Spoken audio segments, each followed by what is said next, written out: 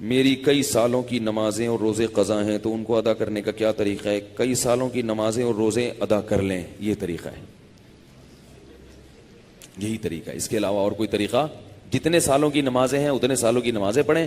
نماز پڑھنے کا طریقہ یہ ہوگا کہ جب آپ فجر پڑھ رہے ہیں تو آپ یہ نیت کریں گے کہ میرے ذمے فجر کی جتنی نمازیں قضا ہیں ان میں جو نماز سب سے پہلے نمبر پہ آتی ہے میں وہ پڑھ رہا ہوں یا پڑھ رہی ہوں، ٹھیک ہے نا؟ تو وہ آپ یہ نیت کریں۔ ظہر جب پڑھیں تو آپ کہیں میرے ذمے ظہر کی جتنی نمازیں قضا ہیں ان میں جو سب سے پہلی نماز ہے میں وہ پڑھ رہا ہوں۔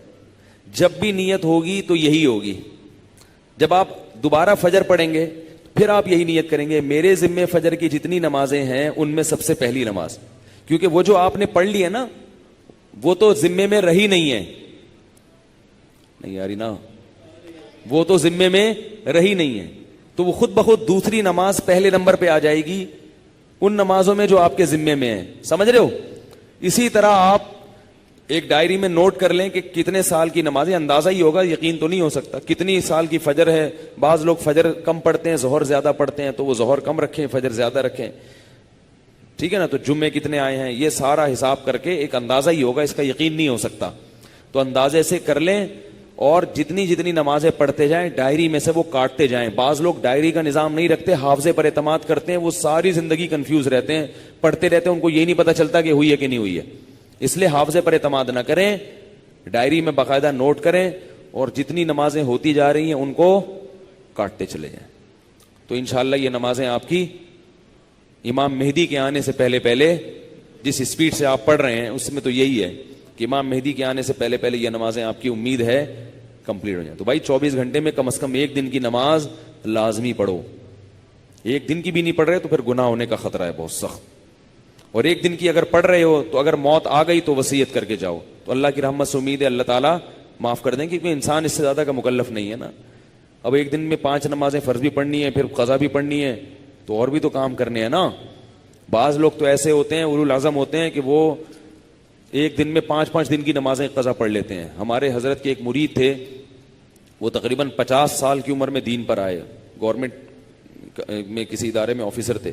50 سال کی عمر میں جب آئے ہیں تو ایسا انقلاب آیا ان میں کہ انہوں نے 50 سال کی عمر میں عالم بھی بنے، وہ حافظ بھی بنے، اور میرا خیال ہے کتنے 40-50 سال کی قضائے عمری انہوں نے ایک سال میں نمٹا لی۔ ہم جب بھی جاتے تھے ہر وقت نماز پڑھ رہے ہوتے تھے یا تلاوت کر رہے ہوتے تھے اور مدرسے میں پڑھ بھی رہے ہوتے تھے، ایسا ٹائم کو مینج کیا انہوں نے۔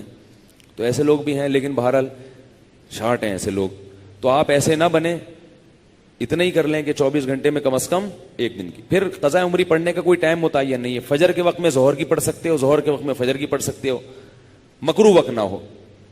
مکروہ وقت جو سورج نکلتے ہوئے، زوال کے وقت اور سورج غروب ہوتے ہوئے، فجر کے بعد بھی پڑھ سکتے ہیں، عصر کے بعد بھی پڑھ سکتے ہیں قضا، فجر اور عصر کے بعد نوافل تو نہیں پڑھ سکتے مگر قضاء عمری پڑھ سکتے ہو۔ وطر بھی پڑھنے پڑیں گے، احناف کے ہاں وطر کی نماز کیا ہے؟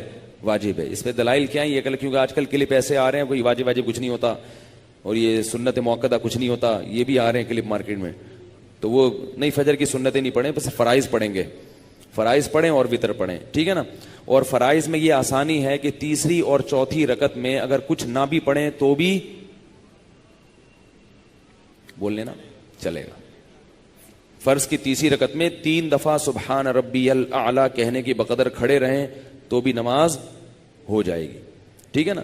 تو فجر یعنی فرض کی تیسری اور چوتھی، وطر میں تیسری رکعت میں پڑھنا پڑے گا، فرض کی تیسری چوتھی رکعت میں چاہیں آپ مختصر قرات کر لیں، تیسرا کلمہ پڑھ لیں تو یہ بھی ٹھیک ہے، بہتر ہے سورہ فاتحہ پڑھیں تو زیادہ